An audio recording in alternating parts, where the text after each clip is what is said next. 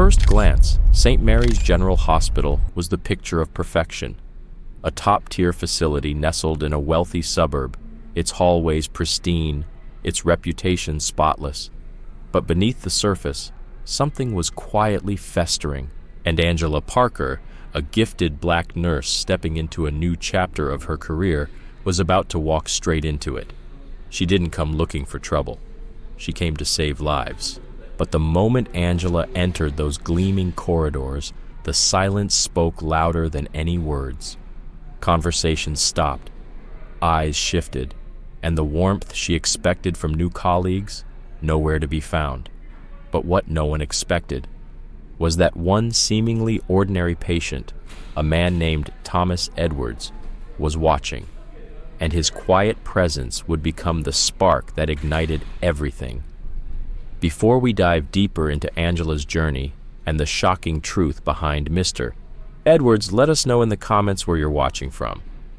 And if you're into real stories with justice, heart, and twist endings, don't forget to hit subscribe.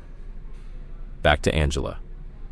With every step down the polished hallway, her stomach tightened, not from fear, but from the weight of history. The head turns, the sideways glances. It was the same coded coldness she'd learned to navigate her whole life. Still, she smiled, straightened her back, and stepped up to the nurse's station. "Excuse me," she said calmly. "I'm Angela Parker, the new nurse. Can someone show me to the head nurse's office?" A blonde nurse looked up, eyes widening just slightly before slipping into a practiced smile. "Third door on the right," she said, polite but chilly. No welcome, no warmth, just direction. Angela nodded, heading toward the office with that same sense of being watched. The clack of her shoes echoing down the hall like a drumbeat in enemy territory. Then came a moment of hope. A man in a white coat stepped out of a nearby room. Tall, distinguished, probably a senior doctor. She smiled. "Good morning, doctor. I'm Angela Parker, your new nurse." His steel gray eyes barely paused on her. "Dr. William Gaves," he replied sharply. "I assume you're aware of our standards here. I expect you to meet them." And just like that, he brushed past her. No handshake, no welcome. Angela stood frozen for a second, her hand dropping to her side. But this wasn't new, and it wasn't going to stop her. As she knocked on the head nurse's door, she could still hear her mother's voice. "Baby girl, you're gonna have to work twice as hard to get half as far, but don't you ever let them see you sweat." She remembered the late nights, the raised eyebrows from professors when she scored too high, the whispers about whether she even belonged. But she'd proved them wrong, all of them, and she didn't come this far to back down now. The door creaked open. A stern-faced woman stood in the doorway. "Miss Parker, I presume, come in? We've got a lot to cover, and I expect you to keep up." Angela followed her in, realizing this wasn't just a new job. This was a battlefront. The air buzzed with something unspoken, a storm waiting to break. And Angela Parker, she was about to become the lightning bolt, because what started as a quiet tension was about to unravel decades of silence. And Thomas Edwards, that quiet patient, he wasn't just watching, he was waiting. Angela Parker had hoped the worst was behind her after day one, but as her first shift at St. Mary's General came to an end, that hope began to unravel. She was gathering her things from her locker when hushed voices echoed from around the corner. "Did you see the new hire?" one nurse whispered. "Yeah," the other replied. "Not exactly the neighborhood for, you know." Angela froze, her hand still on the locker door. The sting of their words hit harder than she expected. She had hoped the cold stares were just part of being new, but now the truth was undeniable. This wasn't just a job, it was a battlefield. Exhausted in every way, Angela made her way to the bus stop. The morning excitement that once filled her chest had been replaced by a quiet storm of doubt. She pulled out her phone, hands trembling, and called the one person who always knew what to say. After 2 rings, her mother's voice answered, "Hey, baby girl, how was your first day?" Angela hesitated, swallowing the lump in her throat. "It was tough, Mama." There was a pause. Then her mother's voice came through with steady warmth and steel. "Angela Marie Parker." You remember who you are. You've come too far to let anybody make you feel less than. You're not just in that hospital for you. You're there for every little black girl who dreams of walking those halls someday. Angela closed her eyes, letting the words sink in. Yes, Mama, I hear you. As she hung up, a sleek black Mercedes slowed near the bus stop. Through the tinted glass, she caught the unmistakable eyes of Dr. Greaves, cold, unblinking, watching. The car rolled on, but the moment lingered. Angela stood taller. She wasn't here to fit in. She was here to push through. In the weeks that followed, St. Mary's grew colder. The subtle isolation became strategic. Conversations died the moment she entered a room. Smiles faded. And the worst assignments always landed on her desk. And Dr. Greaves, he seemed to make it a mission to challenge her. "Nurse Parker," he barked one morning, loud enough for everyone to hear, "I trust you've finally learned our protocols. We can't afford mistakes." The way he stressed that word, mistakes, felt like a slap. Angela met his eyes, voice calm and firm. "Yes, doctor, I'm fully prepared." He smirked. "We'll see about that." Each day, Angela was handed the most difficult patients, the ones no one else wanted, the ones who yelled, insulted, or worse. "Angela, could you take Mr. Johnson in 305? A nurse asked sweetly one morning. "He's been a little challenging." Challenging was an understatement. Mr. Johnson had already reduced 2 nurses to tears with his racism. But Angela, as always, walked in with professionalism and grace. She wasn't there to survive. She was there to rise.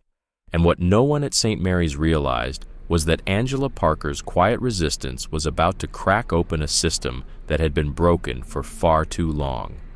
Because sometimes, change doesn't start with a protest.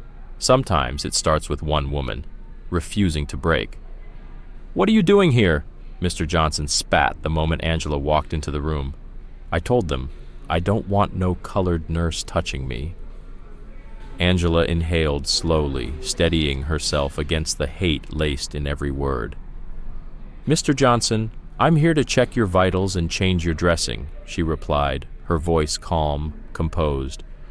"I assure you, I'm fully qualified to provide your care." She moved through the procedure with quiet professionalism, enduring a barrage of slurs and insults with grace. Not once did she falter. Not once did she let him win. When she stepped out, Dr.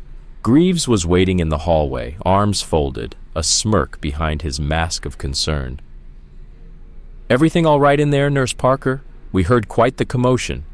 Angela met his eyes without blinking. "His vitals are stable, and the dressing is done. Anything else, doctor?" For a second he was caught off guard. Then the smirk returned. "Let's hope you can maintain that level of composure. We wouldn't want any complaints now, would we?" As he turned and walked away, Angela stood frozen. She knew what this was, a test she never asked for, one she should never have to pass. But she had, and the day wasn't over yet.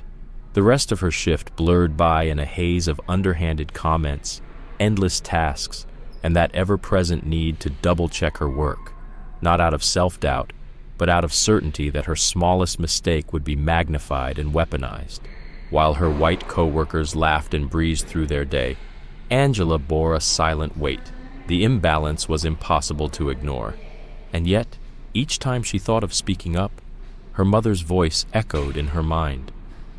"Don't you dare let them see you falter." But the whispers never stopped. "Can you believe the fuss they're making about diversity hires?"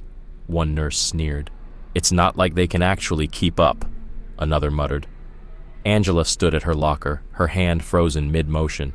She wanted to respond, to scream, to defend herself, but she knew how that would be received.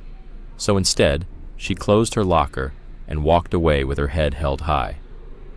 Outside, the familiar black Mercedes pulled up again. The window rolled down. Dr. Greaves. "Nurse Parker?" he called, eyes cold, tone smug. "Waiting for the bus again? Shame. I suppose that's all a nurse's salary can manage." Before she could reply, He hit the gas and disappeared into traffic, leaving behind only fumes and humiliation. Angela boarded the bus in silence, her chest heavy, her mind spinning.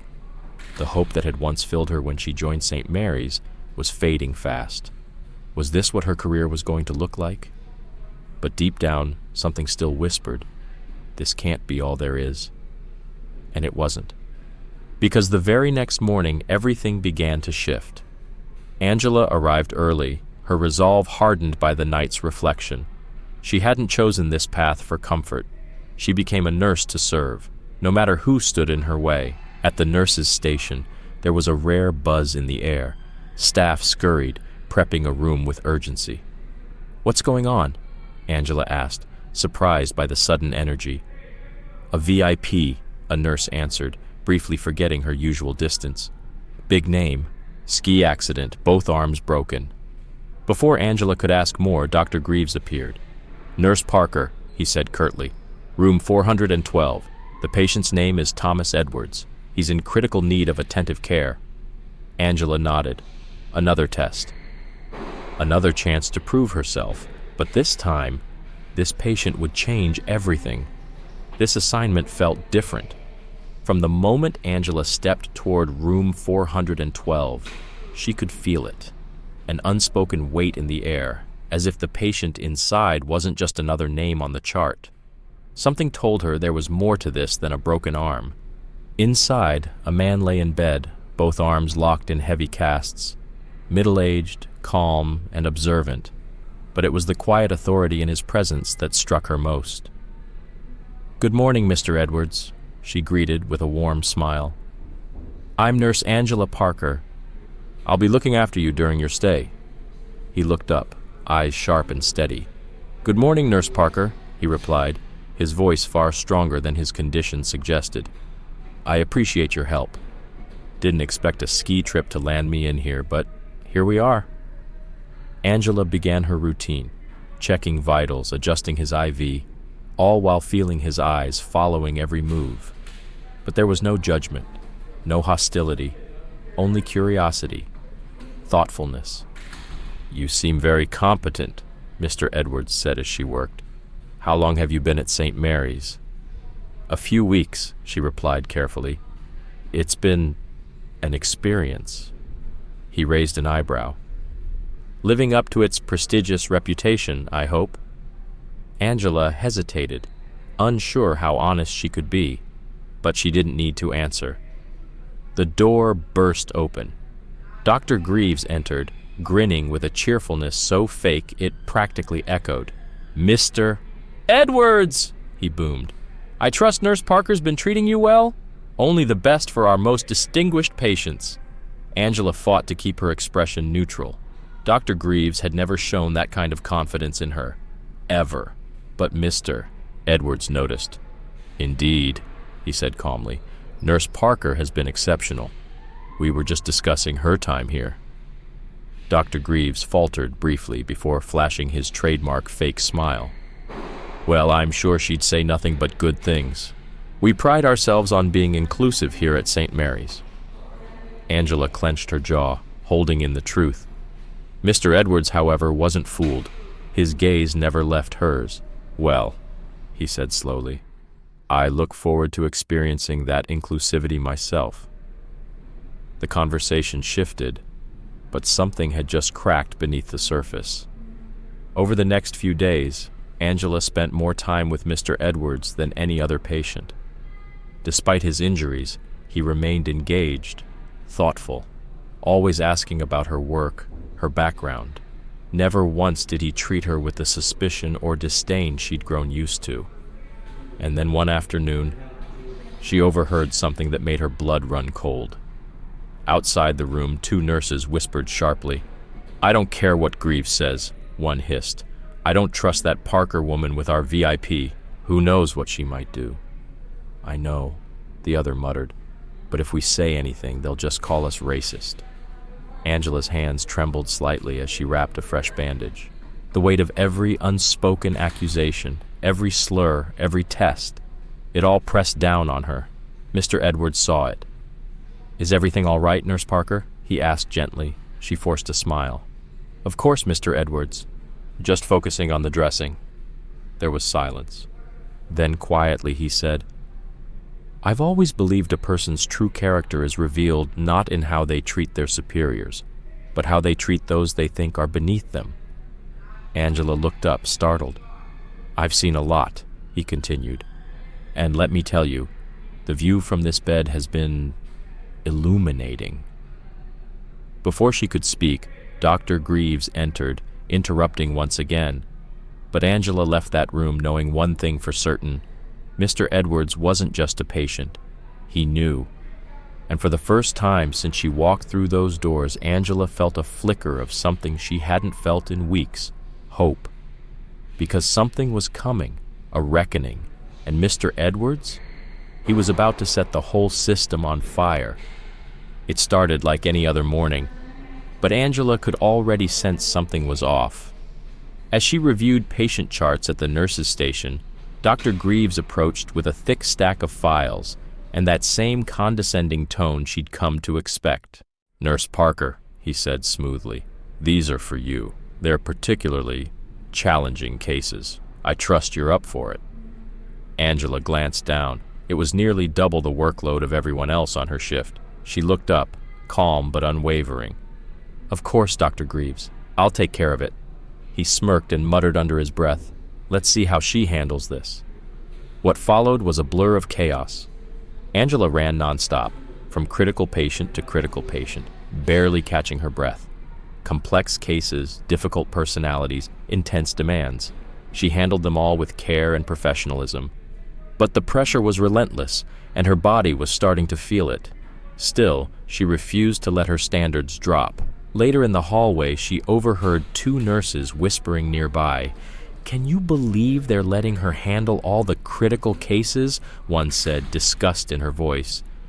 "It's like they're waiting for her to mess up," said the other. "Still, I'll admit she hasn't cracked yet."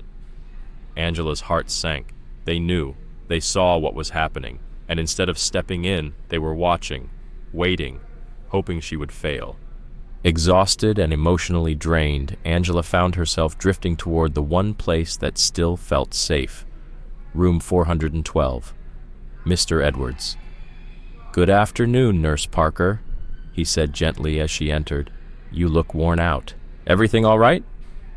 Angela offered a faint smile. "Just a busy day, Mr. Edwards. Nothing I can't handle." He studied her quietly. "There's a difference," he said, "between handling something and thriving. You're more than capable of the latter."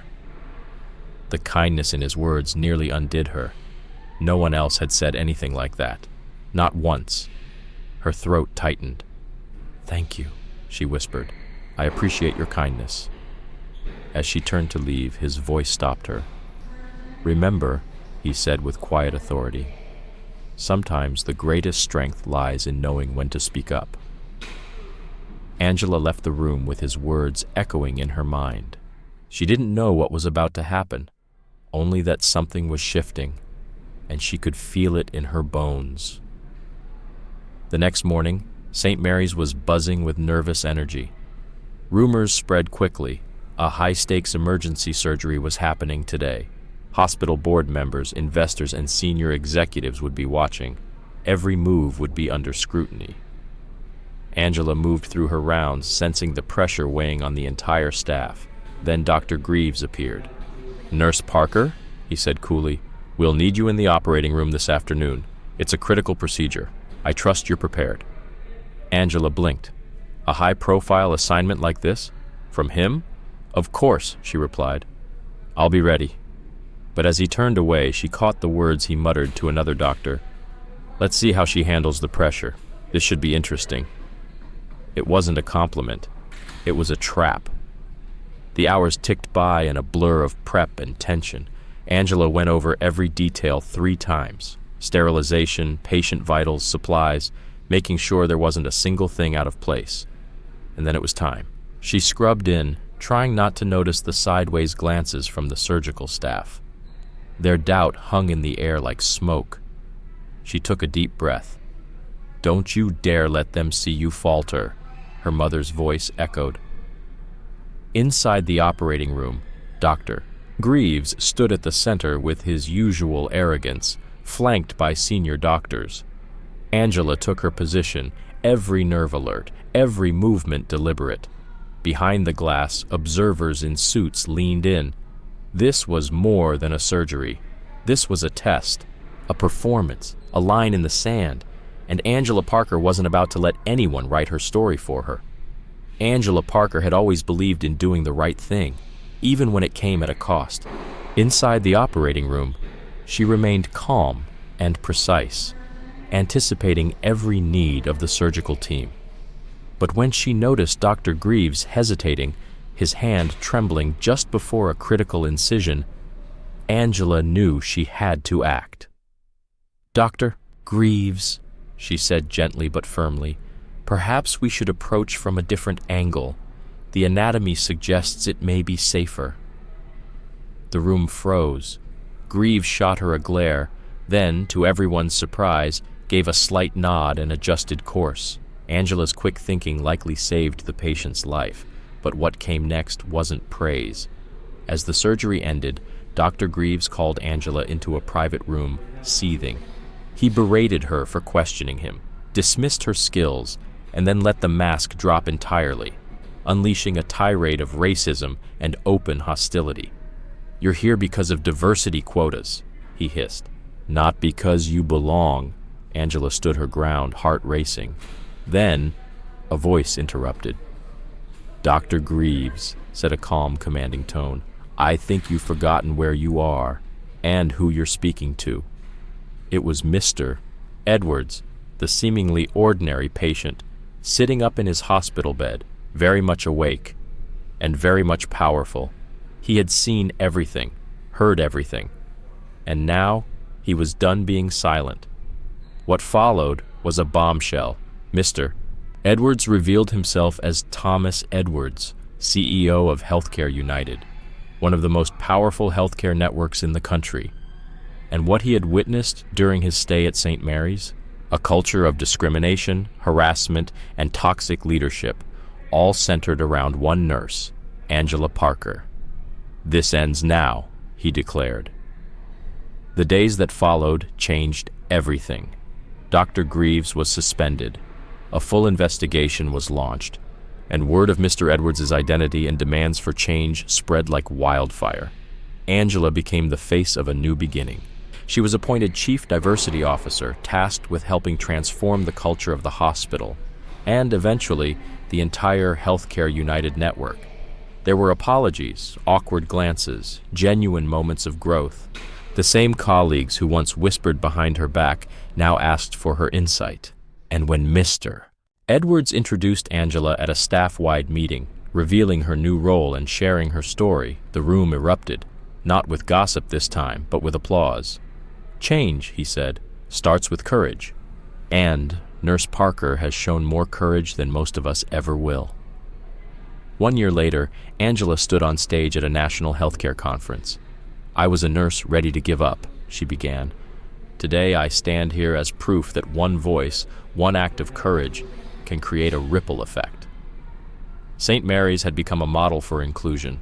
New programs were launched across hospitals nationwide, and Angela, once isolated and unheard, was now a leader in a growing movement. When she returned to St. Mary's that evening, she paused in the lobby.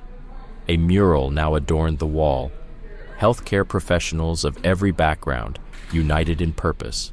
Beneath it, a plaque read, "Diversity is our strength, inclusion is our commitment, compassion is our calling." Angela smiled. Her journey wasn't over. The work ahead would be hard. But this time, she wasn't walking it alone. Which part of Angela's story moved you most? Was it her quiet courage, Mr. Edwards' unexpected stand? Let me know in the comments below. And if stories like this inspire you, hit subscribe and join our community. Together we shine a light on what really matters.